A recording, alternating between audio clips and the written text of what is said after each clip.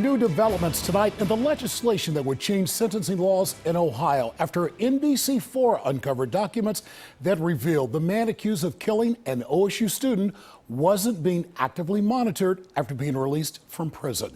We're expecting to hear more details about the future of the Reagan Tokes Act in just a few days. Thank you for joining us. At 11, I'm Mike Jackson. And I'm Ellie Merritt in for Colleen tonight. A state representative was inspired by our investigation and started drafting the bill. This legislation would help keep a closer eye on violent offenders after they're released from prison, focusing directly on 4 failures in our state's process to monitor parolees. NBC4's Rob SNEED is live at the State House. And Rob, tonight you spoke with an owner of an electronic monitoring company. Yeah, Ellie, tonight he told me that he supports Boggs' efforts. Now, speaking of Boggs, she will be making an announcement here at the State House sometime this week concerning the Reagan Tokes Act and where it stands. It was a homicide that shocked and scared residents in Central Ohio. I cannot imagine the sadness and the grief and the sorrow that accompanies losing a child under these circumstances. The fact that investigators say Brian Goldsby was able to kill Reagan Tokes while wearing a GPS bracelet hits too close to home for William Parker.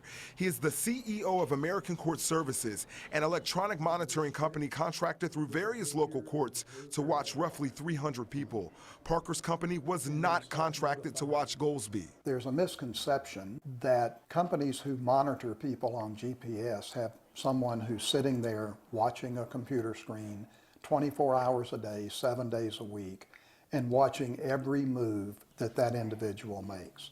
That's one of the reasons why State Representative Kristen Boggs says she drafted up the Reagan Tokes Act. Authorities say parolee Brian Goldsby was homeless and had no boundaries when released from jail. Currently, violent felons are released homeless without any guardrails. Boggs' proposed bill would look to overhaul the Ohio criminal justice system and change how convicted felons are tracked after prison.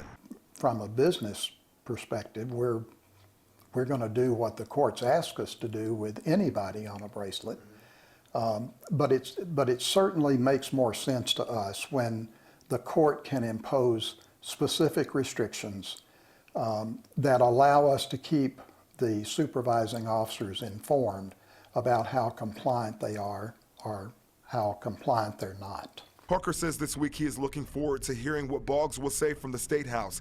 And should this act become law, he says his business and others like it will be prepared. We have the ability to closely monitor individuals when the court imposes the appropriate restrictions.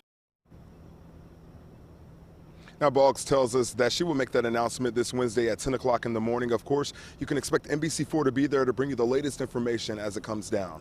Reporting live at the State House, Rob SNEED, NBC4.